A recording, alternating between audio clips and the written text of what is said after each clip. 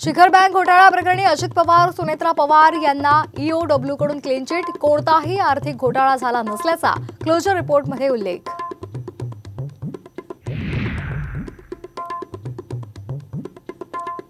राहुल गांधींच्या आज अमरावती आणि सोलापुरात प्रचार सभा, तर अमरावतीमध्ये नवनीत राणांच्या प्रचारासाठी अमित शहांची सभा।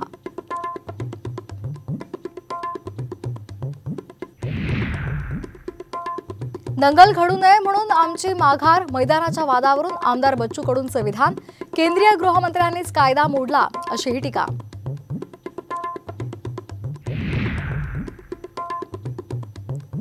दुसऱ्या टप्प्यातील निवडणूक प्रचाराचा शेवटचा दिवस, राज्यातील 8 मतदारसंघांमध्ये 26 एप्रिल रोजी मतदान।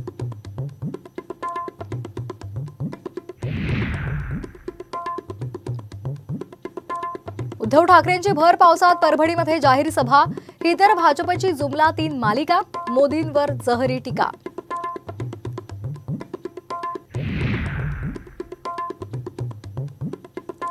हवामानाचा लहरीपणा वाढवू शकतो महागाई, रिझर्व्ह बँकेनं व्यक्त केली भीती, सर्वसामान्यांना महागाईचा फटका बसण्याची चिंता।